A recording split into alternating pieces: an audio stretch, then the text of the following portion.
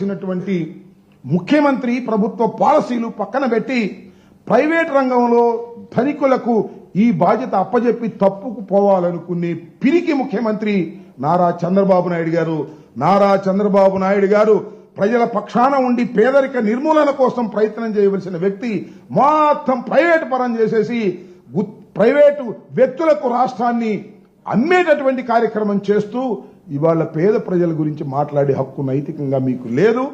అందువల్లే బంగారు కుటుంబాలన్నీ నువ్వు బిగిన్ చేయగానే సెలో వెళ్ళిపోయారు. వాళ్ళు పట్టుకొచ్చారు, మీకు బంగారు కుటుంబాలు, మీకు డబ్బులు ఇస్తాము రమ్మని. పాపం వాళ్ళకేం తెలుసు, వచ్చారు చూశారు ఇక్కడ అంతా ఇదంతా గందరగోళంగా ఉంది, ఈ బంగారు కుటుంబంలో మనకు పైసా వచ్చేది లేదు సచ్చేది లేదు, ఈ ఉపన్యాసాలు ఈ సొల్లు పెట్టల ద్వారా ఏమంటాడు, సెల్ ఫోన్ అయినా కనిపెట్టా అబ్బా కింద టౌలు కొడతారు, సెల్ ఫోన్ ఆయన కనిపెట్టాడు, ఐటీని తీసుకొచ్చింది ఆయనేనంట.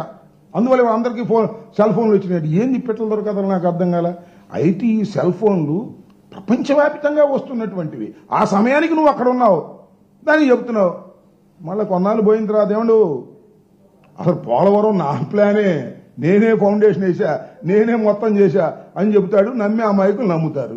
ఇప్పుడు చంద్రబాబు నాయుడు గారు చెబుతున్నా ఎన్టీ రామారావు గారి దగ్గర నేను శిష్యర్కం చేశానని, శిష్యర్కం అక్కడ చేశానని చెప్పి ఆయన దగ్గర నుంచి కొట్టేసినటువంటి రాజకీయ పార్టీ P4లు సూపర్ 6లు ఎగ్గొట్టి P4లు పెట్టి ప్రజల్ని మోసం చేయాలనుకుంటున్నటువంటి తెలుగుదేశం కూటమి ప్రభుత్వానికి రోజులు చెల్లాయి. కాకపోతే ఎన్నికలు ఇప్పుడు లేవు.